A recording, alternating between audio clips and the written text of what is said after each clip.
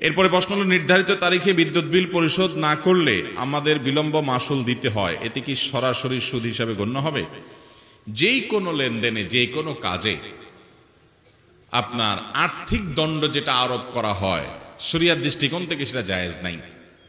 সেটা বিদ্যুৎ বিল বলেন, পানির বিল বলেন, বা অনেক সময় স্কুল কলেজে দেখা যায় ছেলে মেয়ে ফাঁকি দিয়েছে, একদিন যায় নাই বা দেরি করে গেছে, তো তার জন্য জরিমানা আরোপ করা হয়, এত টাকা জরিমানা। এটা জায়েজ নাই শরীয়তে। আর্থিক দণ্ড আরোপ করা এভাবে এ ধরনের ক্ষেত্রে জায়েজ নাই।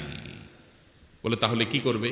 তার বিকল্প ব্যবস্থা করা যেতে পারে। যেমন কথার কথা, তুমি 2 দিন কামাই দিলে তোমার ভর্তি বাতিল, তাহলে ওই যেটা আর্থিক জরিমানা করা হতো ওইটাকে ভর্তি রিনিউর জন্য ফি হিসাবে দিবে, ওইটা জায়েজ হতে পারে।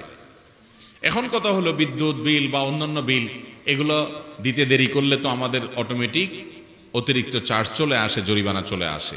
এটা না দিলে তো আমার লাইন পাবো না, তাহলে তো আপনি নিরুপায়।